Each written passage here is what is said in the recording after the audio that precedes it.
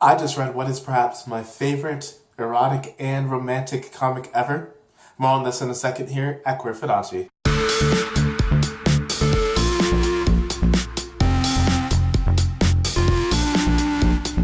Hi, welcome to Queer Fibonacci, where I share LGBTQ and BL media through news, reviews, and good conversation. My name is Devin, and today is Wednesday, which means it's time for the last week's Queer Reviews, where I talk about LGBTQ and BL media that I blogged about in the past week. This is not spoiler conversation, so if you want the spoiler conversation, go ahead into the links in the description down below. But anyway, this video is going to be short, but I wanted to make sure that I got to this video to be more consistent with you guys. So let's get started.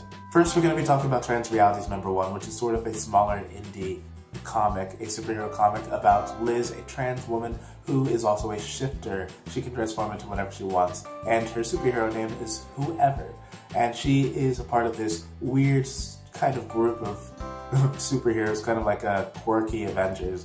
And one day the superheroes fight this villain who tries to change the timeline, and that forces her to have to confront her past of having transitioned. This is an interesting story. It's very short, honestly, for the #1 comic. It's going to be 1 out of 5, but it's only $1, and I think it deserves that. It's worth the $1 buy. It was funny, it was interesting, but it was quick. So if you guys have $1, honestly, even with taxes or fees, it's only like $1.05. So go check it out, please. Next we have Beast and Feast. Beast and Feast is a yaoi manga. It is a romance story about a cop, a detective, and the heir to a yakuza or gang, a Japanese gang. And they were middle schoolers. They meet each other off in the street one day as adults, and they start a relationship. It is very simple, honestly. It's a very simple story, but it is very pleasant in the fact that it's just so simple. There's no big conflict between the two. There's no overstated drama. There's no misunderstandings. Maybe a few here or there, but nothing big. And the simplicity of the relationship and of the storyline makes it a pleasant read. And on top of that, the art is kind of in the opposite, where it is detailed. At least I find it detailed, and I like the artwork. I gravitate towards it. So that mix of simple story and romance with detailed artwork creates a beautiful and pleasant read.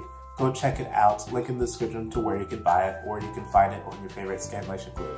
Lastly, we're going to be talking about Lost in the Snow by Velvet Toucher. Now, normally, I talk about Velvet Toucher a lot on this channel, mostly because of the Yubara thing. I've actually never read any of her work, and I have to say, now that I have, I'm a fan. I absolutely loved this comic. Now, imagine a sort of Game of Thrones fan fiction that became its own story, right? That's essentially this. This guy is essentially a bastard, kind of like Jon Snow, and he tries to go on this journey to get respect from his father, and he gets trapped in a snowstorm, and a fellow soldier, or soldier under him, actually saves him, and they end up in a cabin together, and they both go through a whole winter of connecting with each other both physically and emotionally. And it really is a great story. It is the pinnacle of erotica and of romance. It is very, very sexual. Very, very sexual. But at the same time, it is very emotional. I really approve of Velvet Toucher's way of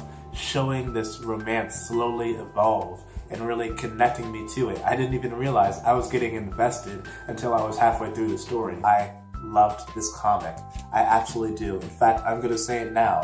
It's only March, but this, I guarantee you, will be in my top 10 for the stuff that I've talked about in 2017. It is that good.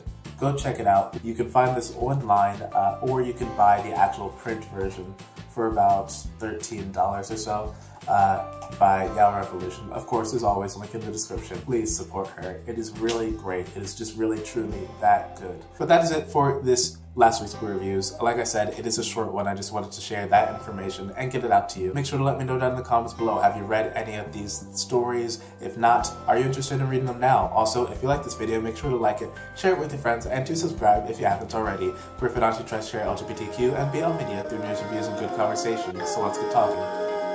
Bye. Where do you belong here? So you don't create that weird bump in my ear. Anyway.